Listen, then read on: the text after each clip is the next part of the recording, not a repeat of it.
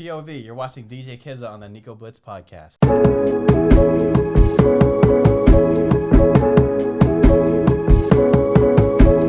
Oh my god, is that Nico Blitz? Nico Blitz podcast. We in the 20s. Somewhere in the 20s. And for the people who are not looking at this on YouTube, I'm actually wearing a DJ KZA shirt because shout out to my next guest, DJ KZA. Thank you for having me, man. Yeah, bro. And for the people who are, again, also not watching this on YouTube, he's actually wearing a shirt of mine. We thought we'd do this kind of as just like a little gag. Well, I don't know if gag is the right word. So super pause on the gag, but here we are. Oh So, my God. How you doing, KZA? He came all the way from San Diego just for this. It's just chilling, like, the usual blowing up on social media. Damn.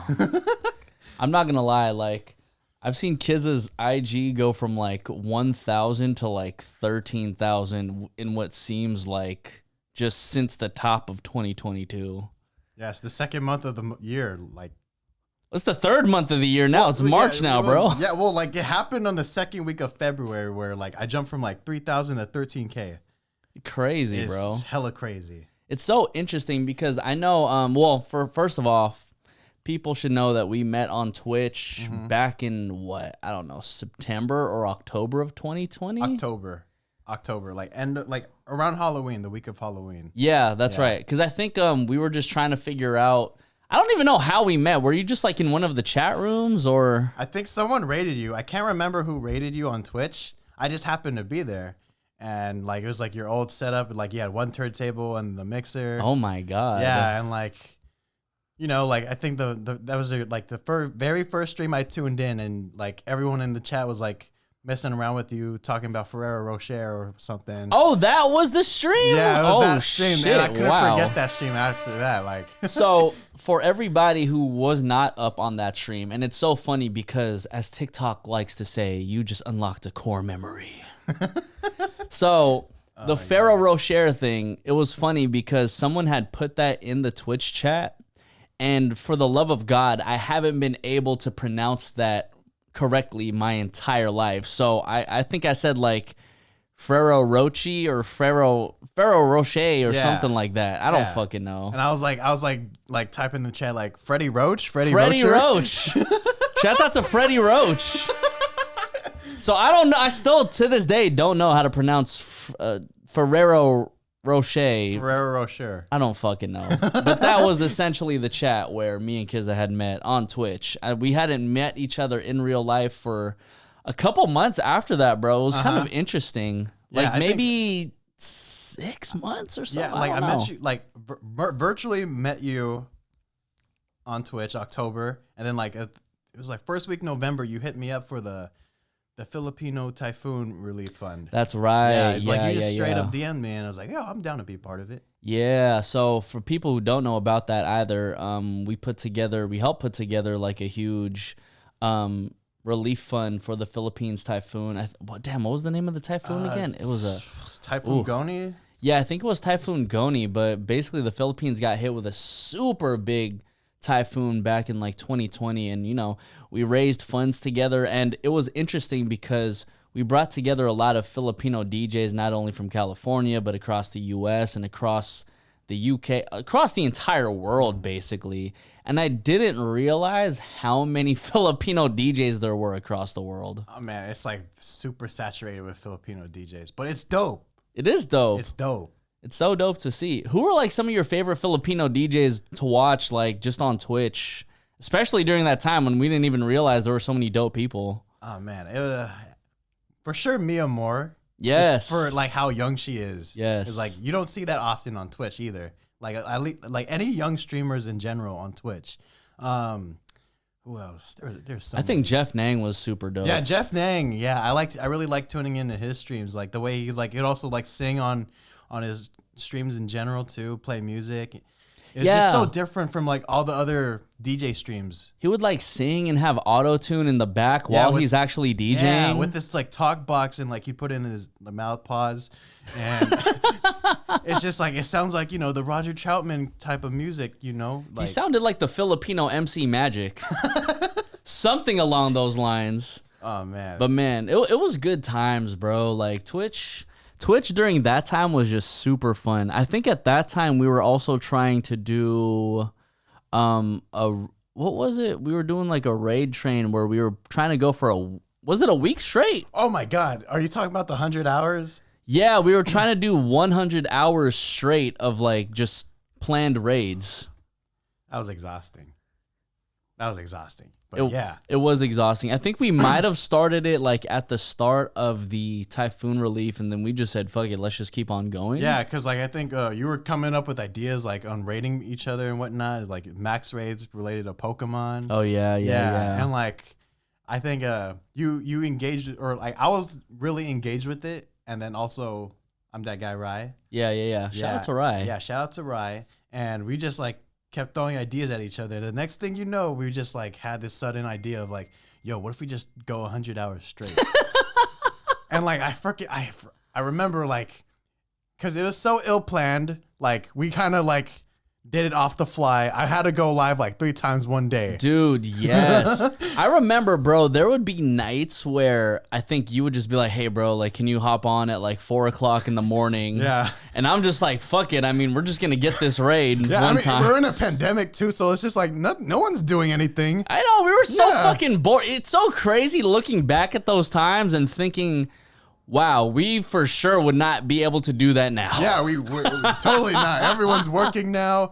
At the time, no one was working. We just have Twitch, and you're just doing whatever. You're either on TikTok or Twitch or whatever. Yeah, I think the interesting part, one interesting stream I came across of yours, aside from the Neo night, by the way, because I do want to get to that, but like you had like a whole maybe like hour or two of just jazz music. Oh yeah, that was also impromptu. Because like I think it was a morning stream. It was like 6 o'clock in the morning. Yeah, I was like, you know what? I'm gonna just do a jazz stream. Like you don't see a lot of like jazz streams often on Twitch. Yeah, and it was different, like totally different from like all the upbeat, up tempo stuff you would hear like at like either at night or sometimes even the morning at like 9 a.m. or 10 a.m. Like it's just hella ratchet shit in the morning. Yeah, for sure. Because even during those days, like, I mean, if we were probably DJing, let's just say on average, like 2 or 3 times a day, right? Mm-hmm. At maybe like 2 hours. So we were probably doing like 5-6 hours of streaming every day at that time. Damn, maybe. It didn't feel like it. It didn't feel like it. But my point is that like we were listening to so much music at such a high pace rate, and we were all always on Twitch, like what felt like 24/7 because we had nothing else to do. For real. So to hear a jazz stream come out of nowhere was so refreshing. It was like no hip hop, no none of this shit that we're used to playing. Yeah. I think it was at that point I knew you would like take a risk and just like do random shit, which was fun, and which is why like I was so drawn to your streams. I'm like, okay, he'll take a chance on some random shit. Yeah, I think like Twitch helped me become more spontaneous with my sets now, and like also expanded my music taste because I think before Twitch I was just only stuck on like hip hop, R&B, and whatnot. And then Twitch helped me explore like other genres like EDM. I wasn't even into EDM like that, or house. And like also like it made me more comfortable playing rock music for sure, because like I was into it, but like I just never thought like who plays rock music on like a DJ stream or like in general. Like I just never thought of it. And like when I came across like Newell streams and other streamers too, it's just like wow, now I feel more comfortable playing this music now. That's why when I first started on Twitch and I realized you can play so many different genres, I feel like it allowed me to become a better DJ in that sense, because there were so many songs that I couldn't play, whether it be I couldn't play it on radio, I felt like I couldn't play it at a club or even just like at a lounge gig or whatever. So it really helped me expand not only my library, but it also allowed me to take a huge risk. And those huge risks really just being, just play the fucking music that you want to play. Yeah, for real. Like, oh man, I loved Twitch as a platform just because like you get to express your personality through your song selection, your music choices, and like the way I expressed it, I liked a lot of video game edits. And it's a video game platform, so it was only right. You know? It only made sense. Yeah. It really only made sense. That's why one of the edits that you sent me, I want to say maybe it was like 2 or 3 months ago, it was the Pokemon way too sexy edit. Yeah. And you had just tried to do it on stream, and I'm like, bro, you should make this an actual edit. Like, it sounds pretty fucking dope. Oh, man. That was... Man, like another thing too is like the overlays that like I started coming up with, like also complemented like the music that I would like pick just for the streams. Like if I have like a Pokemon edit, I put like a Pokemon background on. Yeah, and like it really just like set myself apart from like among other streamers as well. Just cause like you don't really see that often. Yeah, I mean, you know, I'll admit, when I had my green screen up, I don't really do it anymore because I'm just like, fuck it. I'm just going to show everyone the all natural, like, fucking room that I be working out of, right? I don't care anymore. But the backgrounds that I had were pretty, I mean, they were still me, right? Like, I had, like, backgrounds of, like, San Francisco, Daly City, wherever, right? But when it came to your overlays, bro, like, I was like, man, I don't know if anybody could really compete with this shit because you just had like an overlay for literally any single moment, whether it be Animal Crossing, Pokemon cards, or even just like like a crazy dance floor with just all these recognizable characters. Yeah, I had like over 50 overlays. Oh my God, bro. Yeah, 50 scenes.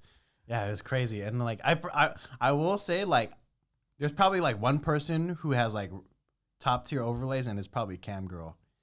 Oh, Cam Girl has some really. She good has some overlays. dope overlays, and like I know she had like been working with like one of her moderators, Just Being Kyle. Yeah, like because I know he would do a lot of her overlays and like design it all. Like she has some dope overlays, like a McDonald's one. There's like a Tesla one, also some Pokemon cards ones, and like I had the honor to like also like design one of her overlays. It was the Genius one that I had. Yeah, because like I know she really liked that on my channel, and I was like, I think around her birthday I just gave her like a Genius one, and yeah, she started using it. It's pretty dope to see on her Twitch streams and whatnot. So. Yeah, you actually gave me one of those Genius overlays too. Oh yeah, I did. Yeah. Yeah, it was fire, bro. I mean, except for the fact that I couldn't wear it yellow, otherwise it would have just like blended in with the green screen. But I was like, fuck it, like it's so dope, and it was cool. I actually ran across one of my like clips from like last year, and it's like a video of my niece watching me on TV. And on TV, because Twitch was on TV, and on TV it was like the Nico Blitz Genius overlay, and I'm like, man, like. We really making it out here, man. My niece is fucking watching me on TV. But, you know, I think what's cool about Twitch is just that, like, I would have probably never known you if it wasn't for it, bro. Like, it's not even an idea. The fact that the internet has created relationships between the DJ community, it's something that was very unprecedented, but now I realize it was very much so needed. Most definitely. Like to be honest, when I first started DJing, I didn't have that many DJ friends like that, especially in San Diego. Like I'm just keeping it real. Like there's like not many young DJs my age that were DJing with like also the whole turntable battle setup and whatnot. And like some of them, I think I had like a mentor figure, Ace Funk. He moved to the Bay, so like I didn't really have any other DJ friends out in San Diego at the time, like 2019 to 2020. And when COVID hit and like lockdown happened, like I got introduced to streaming through my mentor, and I didn't really pick it up until like maybe like May or June. And I was just like, I was still trying to get the feel of it and whatnot, and like. Over time, like I just made more friends and friends and friends, and I met you, and like sooner or later, like that circle of no DJ friends just became the whole online circle of DJ friends. Now I feel like now all we have is DJ friends. Yeah, for real. It's so cool though, because it's like I can finally talk about DJ stuff with people. Cause like, dude, yeah, I feel it. Yeah, because I just felt like I was just so much in a bubble over here in LA. So granted. You know, before pandemic, I would say like my DJ friends were like Grace K-Town and like DJ Mish, my boy Rymix. But we're all still kind of like busy in our own worlds to where it's like we can't actually sit down and have these DJ conversations with each other. Yeah. Like before the podcast, we were talking about the fucking Nexus versus the S9. Oh, yeah. And I'm like...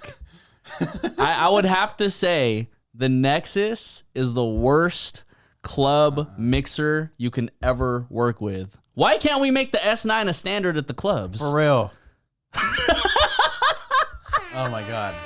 The Nexus gave me nightmares. Gave me headaches. That shit. Oh my god. Bro.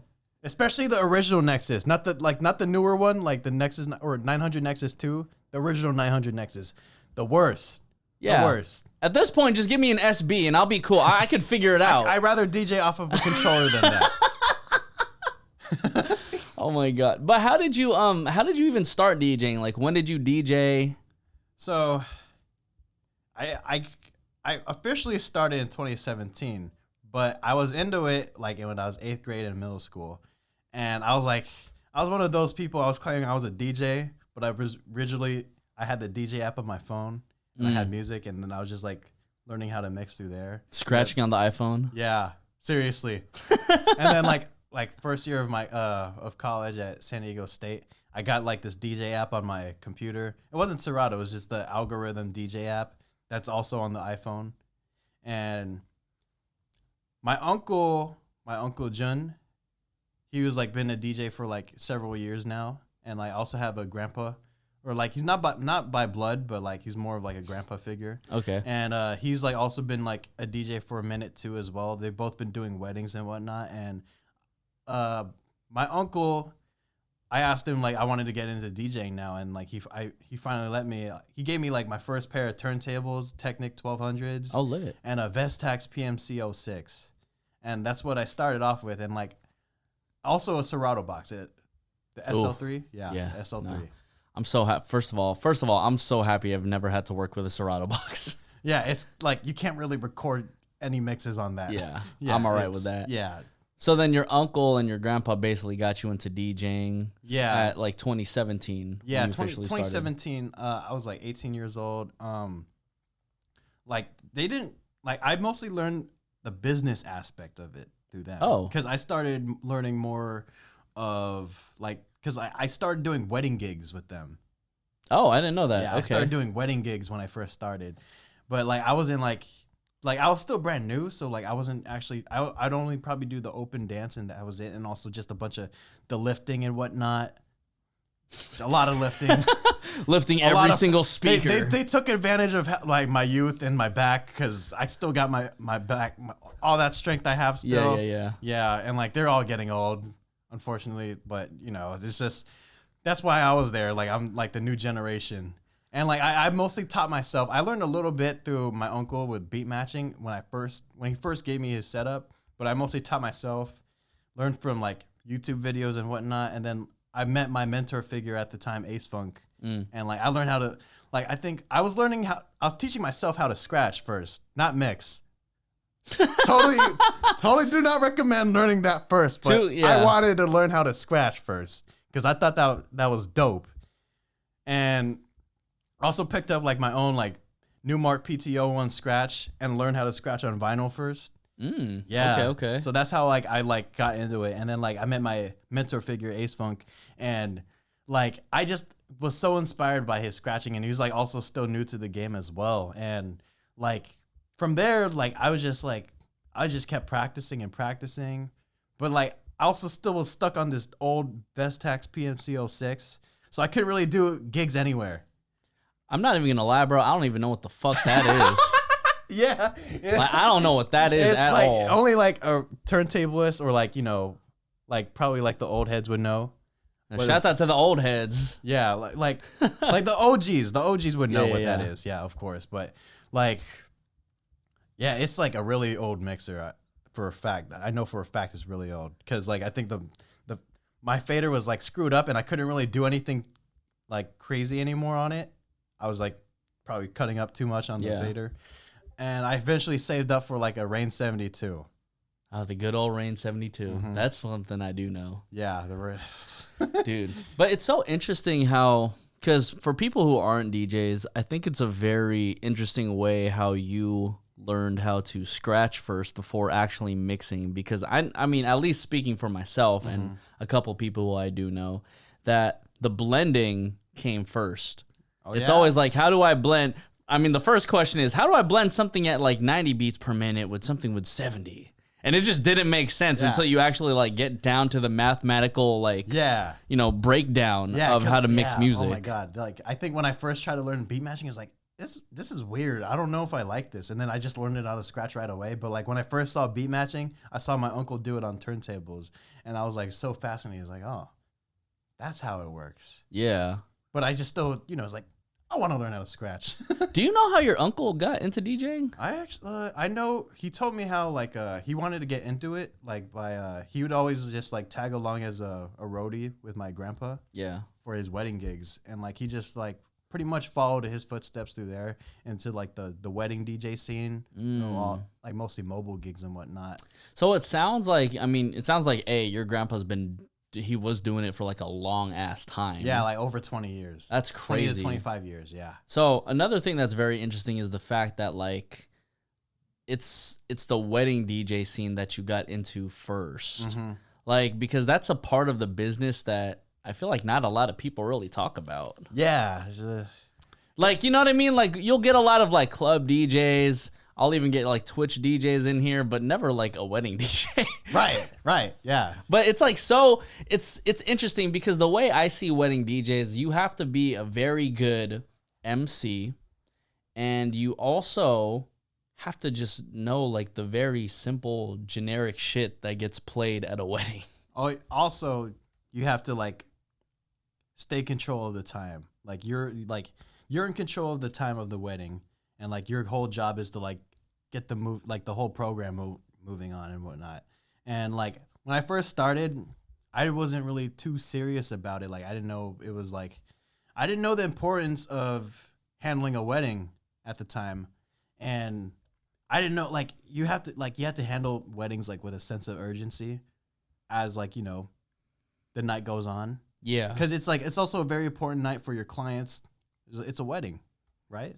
Yeah, I mean, that's what it is. Like, you have to, if you have 4 or 5 hours to do everything that you need to do, and they're expecting like 2 hours worth of like dance, like you got to make sure that you hit that 2 hour mark. Yeah, right. But I tell a lot of my wedding clients that once you give me the itinerary, that a cake cutting, for example, is not 20 minutes long. Yeah, it takes 5 minutes for that shit. 10 minutes at most. Yeah. Depending on like how many people are there, but like I mean, if you're cutting the cake like fucking slowly, yeah. Yeah. Oh, yeah. Like if you have like a massive attendance of like, people attending, and like it may take some time serving, but like that's what the servers are for, right? Yeah, exactly. But you once you've done a couple of weddings, you kind of know the science of everything. Yeah, Like one thing I like to tell a lot of my clients is, hey, like we're gonna take a big ass group photo. Everybody get in the middle. All right, cheese, whatever. And then immediately afterwards, I'm just gonna start playing party music since everybody's gonna be on the dance floor anyway.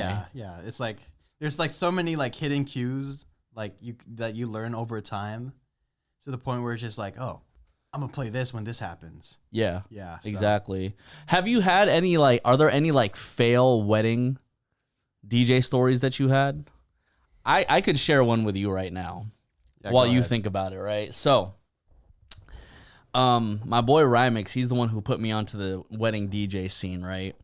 And one time I didn't realize this was a very Christian wedding. Oh. So this is a very Christian wedding. And for anybody who's ever just like witnessed me like be on the mic in real life, I say some very like crazy shit sometimes in a very clean way, right? So what had happened was that I didn't realize it was a very Christian wedding. So I get on the mic, and then we're about to eat. So they're like, hey, like we want you to introduce the priest, blah, blah, blah. I said, all right, cool. So I say, all right, everybody, at this point in time, I'd like to call the priest to the stage.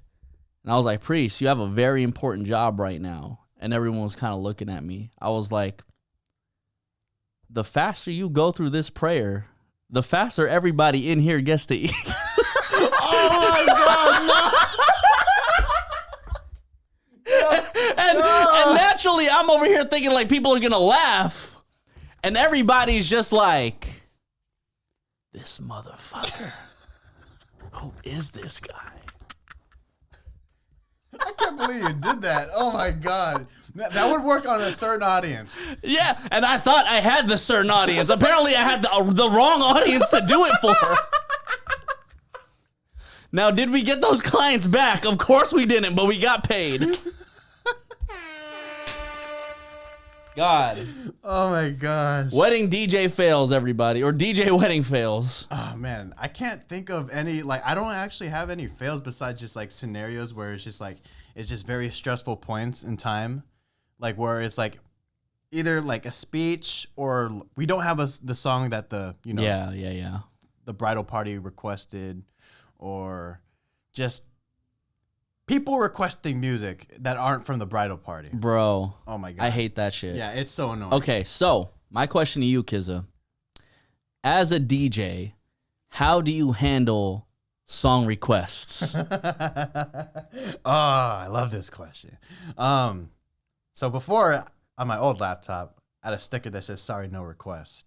And you know, people came up to me. I point to the laptop, and then they just walk away. He had the fucking laptop do the talking for him. Yes. I had like, I remember I was doing like some school gigs. I had hella students come up to me for requests. I point to the laptop and then they just walk away. I love that. I love the passive aggressiveness that the laptop has. Yeah. You're like, you don't have Shout to out to the laptop. Shout out to the fucking laptop. Have you seen this viral video of, it's like some white chick just goes up to the DJ booth, mixer and everything, has like what I think is Gatorade and just pours it all over the mixer and everything. Yes. Oh, that's the worst.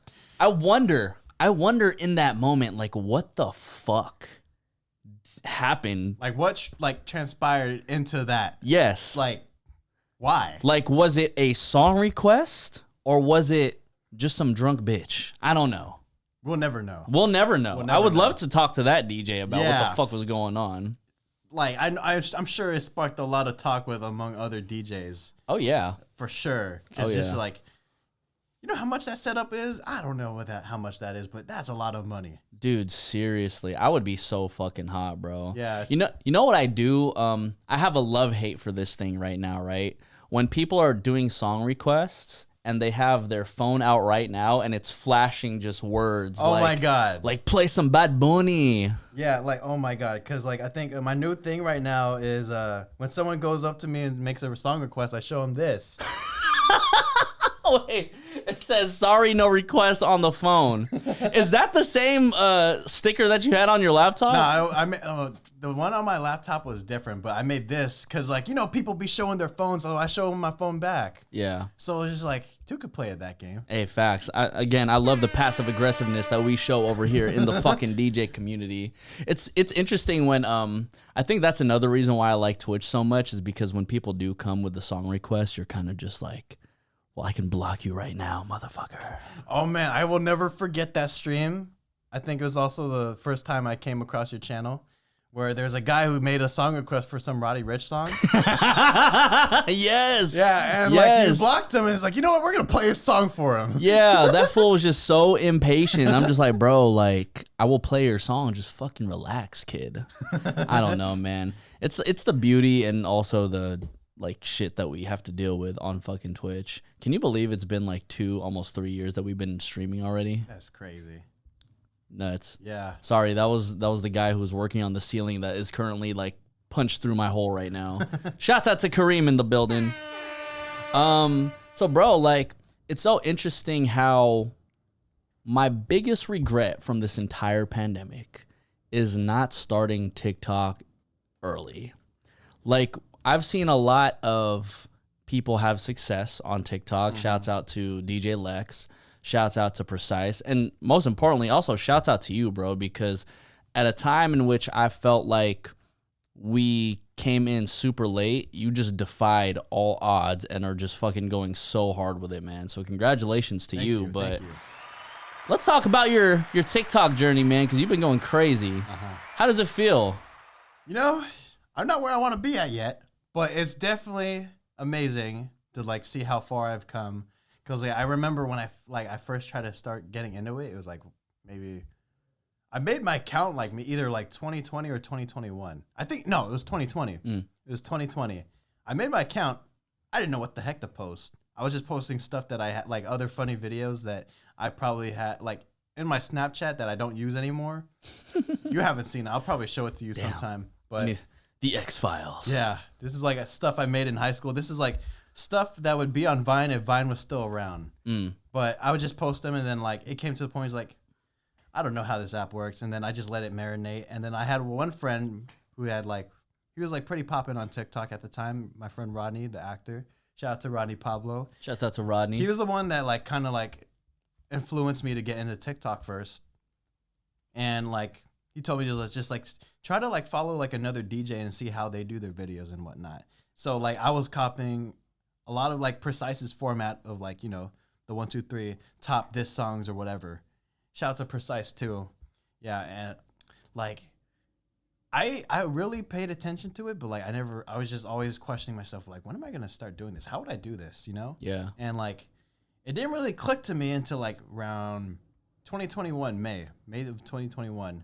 I kind of like figured out how to do it. I just used my Twitch streaming setup with like the OBS, and all I did was just change the camera to vertical, and I figured like there's also like a way, like you have to stand out among like other people within your niche on TikTok. And like there's a lot of DJs on TikTok for sure, right? And like the way I wanted to stand out was through like visuals, just like on Twitch. And my visuals were music videos. So I'm basically DJing/VJing on TikTok. Yeah, I want to say you are at least from who I've seen, and I haven't seen every single DJ on TikTok. As far as I know, you're probably the only video DJ on TikTok, which makes sense because you've literally did that for the entire duration of like Twitch anyway, so it just made sense for you. Right. Do you feel like you've had an advantage from just VJing on TikTok? Most definitely, because I think just from like all the stuff from Twitch streaming, I was able to eventually bring it on to TikTok somehow, and it's just pretty cool. It's like all this knowledge I picked up from Twitch streaming went into TikTok, and like the thought of like getting into TikTok sooner, like the you know that instance you brought up, like I think it's just like, you know, there's a time and place for everything, you know? And like I think I needed to learn how to use Twitch or like stream on Twitch first before I could do what I could do now on TikTok. So what did you learn on Twitch that you directly applied to TikTok? Mostly like all the settings, like orientation wise, just like making it so it's like catered to the iPhone or whatever phone. And also probably just being able to use like music videos and like DJing on OBS and whatnot. Like like you already know like how my shit's set up. It's just I don't have two computers. I have one. And it's You're super crazy, powerful. by the way. You're crazy. It's you so and DJ powerful. Mish are crazy. But what does Mish do? Mish literally DJs and streams off of one MacBook. Oh man, that's what's up. You don't hear that every day. Yeah. fuck both of you. I would never be ballsy enough to do that. That was one thing I will never fucking do. Dang, I didn't know Mish could do that. Yeah. Yeah, that's what's up. Yeah, when we were at Mish's, I think it was birthday stream, I was like, oh, so this is one setup right here. So we can't fuck up. We can't move your laptop at all. And that shit felt like it was running on fucking like 5 fans. Man, that's crazy. Yeah, I don't know how y'all do that, man. Yeah, like I think there came to a point where like my laptop took a toll at some point where like I think ever since I added like the snap cam feature on it, my laptop started to take a dump. Yeah, fuck and like all that. that's when I started to stream less because of that. Yeah, I remember because I think the one thing DJs are very scared to do right now is update their laptop. Oh, yeah. And then Serato just cannot work anymore. Yeah, that happened to me with like the Big Sur update at the time, and like my S11 wouldn't connect, so I had to like go back to a 2 laptop setup. Jesus unfortunately. Christ. And then I think a happy accident happened. I accidentally cracked my newer laptop screen, and I had Apple Care on it. So I only had to pay $100. Okay, that's not bad. Yeah, that's not bad. I would if I didn't, I'd have to pay like $700 or $800. Yeah, it's crazy. Fuck that. I'm not gonna lie. I'm still on Catalina. Yeah, good, good. Don't upgrade. Do not upgrade. I'm not updating at all. Do not. Just do not. Like I learned my lesson. And afterwards, like when my happy accident happened, they basically sent like a new laptop to me. It's just like, oh, this is lit. I could do the stuff I wanted to do it again. Oh, there you go. Yeah, so that's why I've been like able to do all those crazy visuals on Twitch again, and then also like I'm like able to make more TikTok videos. Like I think before when like my laptop took a toll, I couldn't make that many TikTok videos. So let me ask you this, because you and I have had conversations about just how our literal drafts on TikTok are just insane. But you go through how many videos when you do a TikTok recording session do you actually create? Most it took me like 6 to 8 hours. Yeah. 6 to 8 hours. Yeah, like it's also from like it's not even like I don't like knock out so many videos within that time span. It's because like the list I make, like either 10 to 15 songs, it's hard to get them down in one try. It's hard to get them down in one try. And most of my audience that watch my videos, they don't know how much work it takes. It takes a lot of work just for me to get comments like, yo, where's this song? Yo, you forgot this song. Man, the song's not on the list. Who cares? Like, oh my God. Just enjoy the video. Maybe I did forget it. Enjoy the video. Motherfuckers, people do not understand the difficulty it takes to put in 15 songs in 60 seconds. The most I did was 17. And let me tell you, God. TikTok has like a cap limit for text characters. There's one video I'm posting soon, and you could tell I ran out of text characters because one of the years is like a GIF. God damn. Oh my God. And people don't understand my dilemma. Like, Yes. I try to explain it. It's like, yeah, of course, like, yeah, I totally understand your dilemma. You left out this song because you're young, huh? I'm like, you know what? I'm not even going to explain myself. Never mind. It comes to a point where you just become so immune to all the fucking hate comments where it's like, bro, you don't know what the fuck I did, what the fuck I had to go through just to get to all this. It's like, there's some points where, like, I'm just like, triggers. I'm just like if you were a DJ mixing 17 songs, you would know. But no one's doing that, so I'm just like, no one could relate to me like that. Yeah, I mean, I totally get you, bro. And it's funny because I think when even I was starting to do the sample shit for a little bit, and shouts out to Who Sampled. That's where I get all my shit, by the way. Shout out to Who Sampled. I will admit, that's how I was able to make all these videos. Yeah. Yeah. Who Sampled, for all of you who are just wondering. That doesn't mean I'm not well versed. That means I know how the fuck to do my research. That KZA knows how to do his research. Obviously, yeah. But yeah, like, bro, I'll tell you, I was stressed the fuck out trying to like download every single song, but also in the back of my head thinking like, well, what songs can I keep out? What songs are not as important as the other ones? Because there's no way I'm trying to fit more than 10 songs on this fucking 60-second video, bro. I don't think people really understand the difficulty that comes with creating whether it be POV content or especially sample content that you create, bro. Yeah, another thing too, like people will say like, oh, his mixing was whack. Like, I can't show that much skill within like all those songs. Like, as much as I love to show all the skill that I have, like, you know, like there's some points where like I really like the skillful side of me wants to like show off and whatnot, but I can't with this like certain content. Yeah, you know, because like, you know, it's fun. I totally get you because you can't try to do something super fancy with 17 songs in 60 seconds. But what's so interesting to me is that, and you know, I will say this, I will blatantly say this, is that I think watching you. A lot of people have become inspired to do DJ content on TikTok.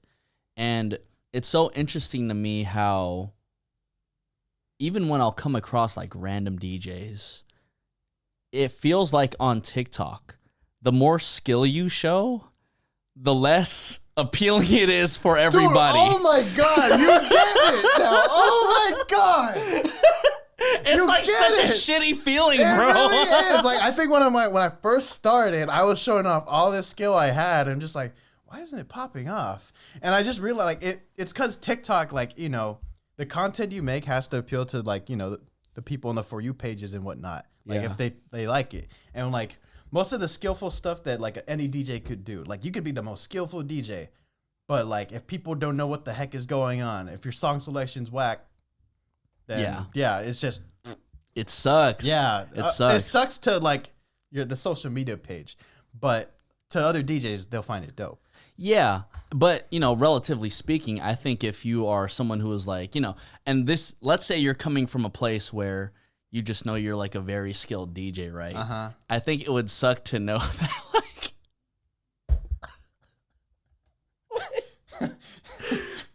I think it sucks to know that, like, the most simple shit will just pop off on TikTok, bro. Oh, my God, yes. Like, you got, like, I will literally see DJs who are very well-versed, like, technical DJs, and I, like, praise that shit. That shit is fire. And then I will see people who are just doing very simple transitions. Mashups and whatnot. Mashups, the craziest shit. So, I actually had a conversation with KZA about maybe like 3 weeks ago. And it was funny because I popped off on TikTok because I was just making MySpace content. Mm-hmm. That's how he first popped off. He popped up first before me. Yeah. And so what was funny is that I was like, you know what? Like, I'll make a I'll make a little list, whatever. I'll just mix whatever songs are cool. And then I was like, fuck, I just want to do something else. I don't want to just be like MySpace, right? And then KZA, I told KZA, I was like, hey, bro, like, I think I'm just going to do, like, regular, simple mixes. Like, literally one song into the next, just BPM match, whatever. And he's like, bro, like, just do that with the MySpace shit, and it'll pop off. And I'm like, all right, fuck it, I'll try it. And it worked again.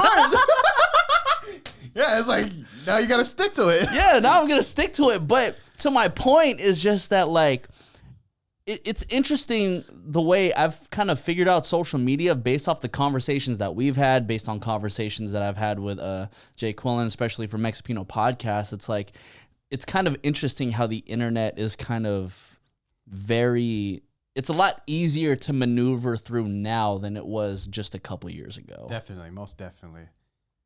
Yeah, like the resources we have right now is like such a game changer. Like even if you're just like not even like just a DJ on TikTok, like a content creator, you could be like either like a chef or cook. You can make like funny skits on TikTok.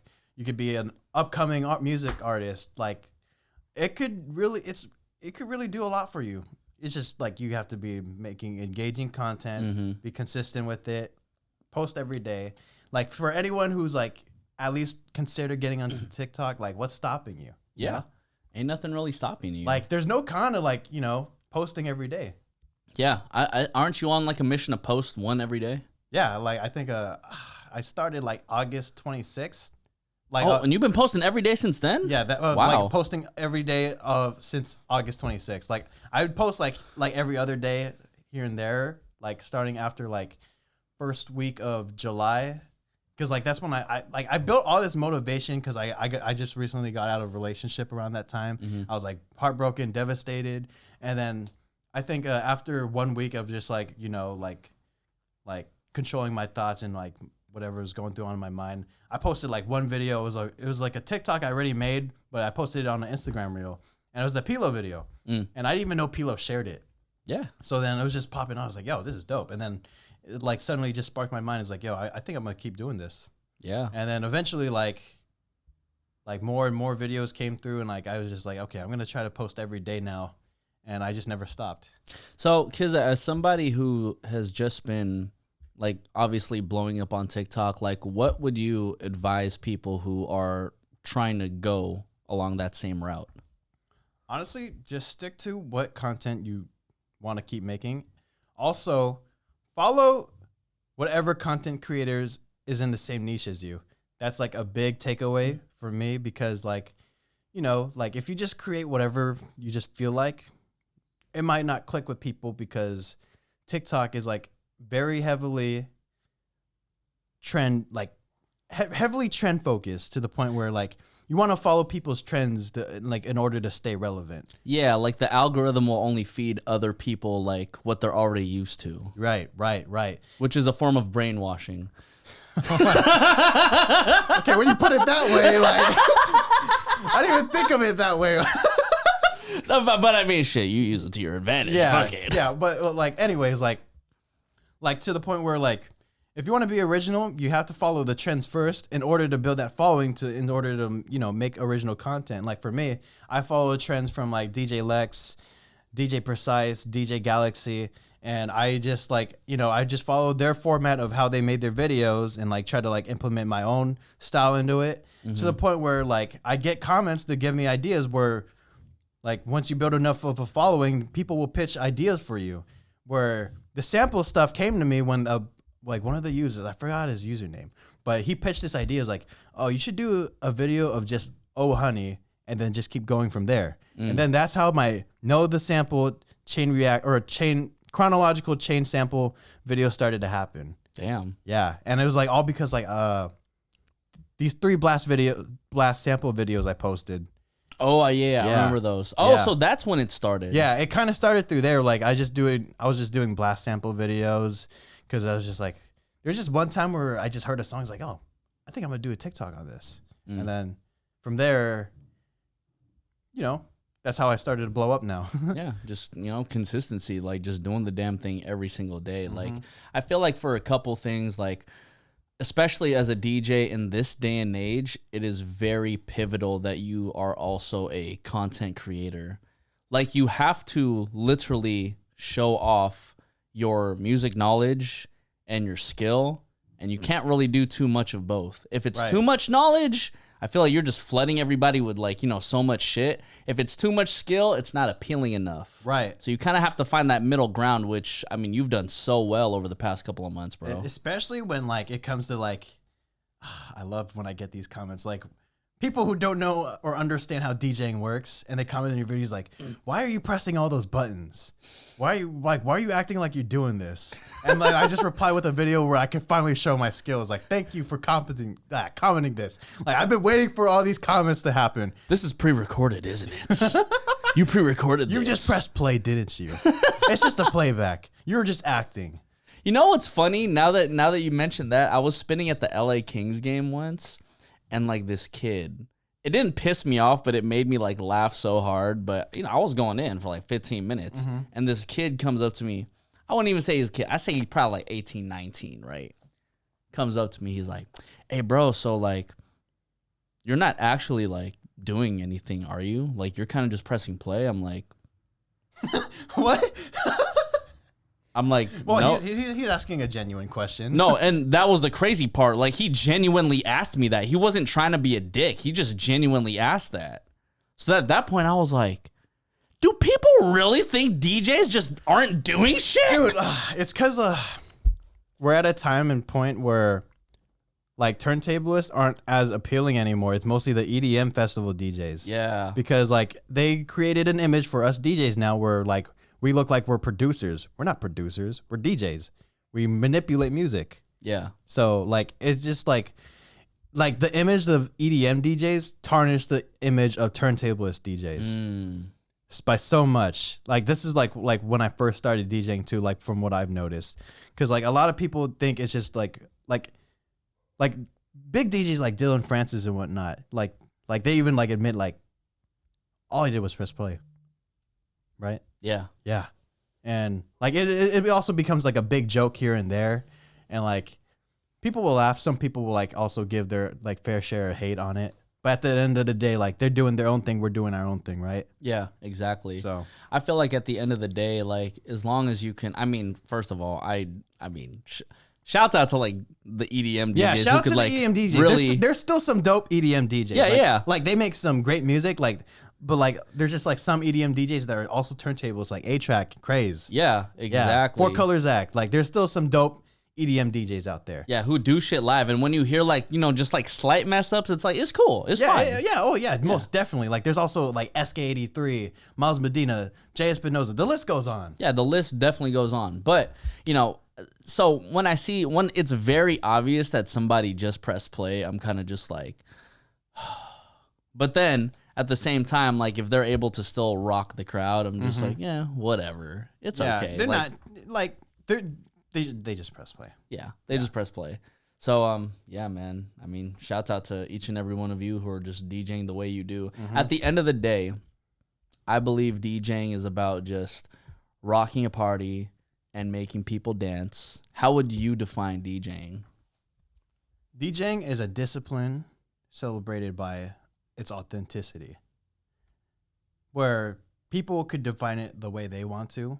As for like the way I define it, it's like an art of like the art of party rocking.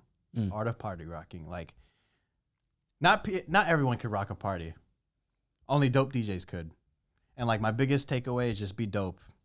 You know? Is as cliche as it sounds, just be dope. That's what my mentor said to me. So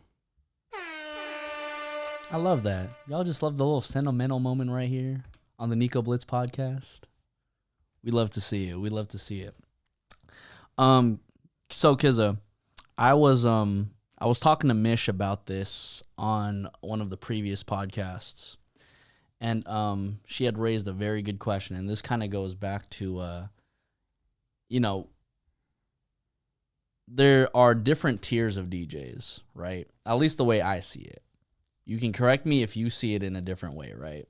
But the way I see DJing is just like, or these tiers of DJs. One, you got the DJs who are super poppin', but aren't that good. And then you have the DJs who are super good, but are not that poppin'. And then you have that sweet spot of the people who are really good and also poppin'. So let's say we're omitting that last part where you're like a super poppin' DJ and you're also very good. As a club owner, who do you hire? Do you hire the DJ who is very poppin' and not that good, or needs some work, or do you hire the DJ who's very good but not that poppin'? From this standpoint, I already know the answer for them. You pick the DJ that's more poppin' because they could bring more people. And unfortunately, like this is like also like one of my problems when I first started. I had a hard time bringing people in, and I was like, like I always worked on my craft, but I just couldn't bring people in. And like the reason why I was like, I also been like trying to like build my image on TikTok. I want more people to come out to my shows. So it's just like I think over summer, either it was like a bad day or not. I had a couple of gigs where like I DJ'd on Father's Day, and it was like also like the host of the event's birthday. He brought out all the dads. No, he didn't. No, he didn't. Okay. No, he didn't. No, but like it was dead at first, and like like I didn't have any friends come out because it's Father's Day. Everyone's with their father, and I was just doing my thing, and like I was also the headliner too, which was crazy, and it was dead at the beginning of my set, but I was able to pull in like a whole crowd of strangers. And by the end of my set, the whole place was packed. I was like, yo, this is something to be like, it's something to feel good about. Because like that doesn't happen a lot, Yeah. Like just a whole crowd of strangers just come in and start to dance because they like the music you're playing, the song selection. And like not a lot of like club owners would pay attention to like how like skilled you are. I was still flashing my skill at that day of, and like I like by the end of my set, so many people dapped me up for like the crazy transitions I was like putting out and whatnot, and etc. And like even like came to the point where it's like, yo, it's like such a dope set, man. Like you let me know if you ever need anything. I would like I'll help you get your image up there and whatnot, blah blah blah. And it's like a humbling experience. A very humbling experience. That's lit, bro. I'm happy for you, man. Thank you. And, I think going back to your point is that you're using TikTok as your marketing tool, because we all know that a club would want to hire somebody who's going to bring in a lot of people. Naturally, clubs want to make money. Clubs want it to look like it's bumping all the time. So I totally get it. And the way I see it is that a DJ's free time, if you're not practicing, should be putting yourself out there on social media as much as possible. We've seen people's careers like just super take off. I mean, I'm seeing yours take off. Like I'm sure you've gotten like requests for gigs, like, you know, in your DMs from like TikTok and everything.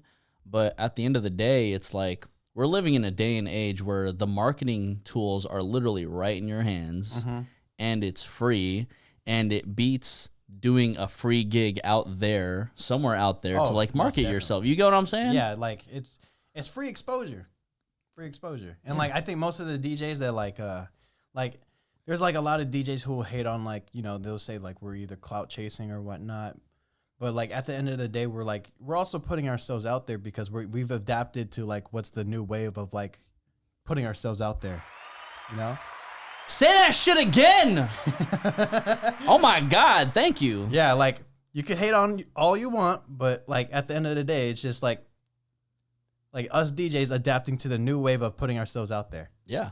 And whether you've adapted to, you know, and you can clearly see like how DJs have adapted over the years, right? So, I mean, first you've obviously had turntables, and then you get into waves of like controllers, right? And I think live streaming even happened like before Twitch, right? But then as of recently, and then it's like video DJing. Oh my God, this is so cool. And then it's like, okay, then it's Twitch. Now it's TikTok.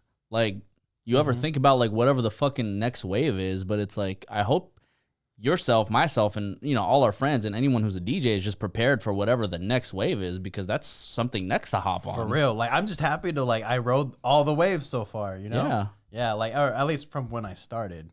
Yeah, I think it's just like being able to ride all the waves of like social media and whatnot is definitely a benefit, like a beneficial experience. Like, you get to absorb like all the information from those platforms, and also network with all the people on those platforms as well. Yeah. Yeah. You know, and just as a testament too, it's just like, I mean, you know, even you and I have, we've had like maybe just one gig together. I think that's it, like in real life gig. Oh yeah. So we had one in real life gig, but then even I'm like being very particular about who I book, because I'm like, okay, well, if I book KZA, it makes sense because we have like the same crowd, which we've developed on Twitch, yeah. Right?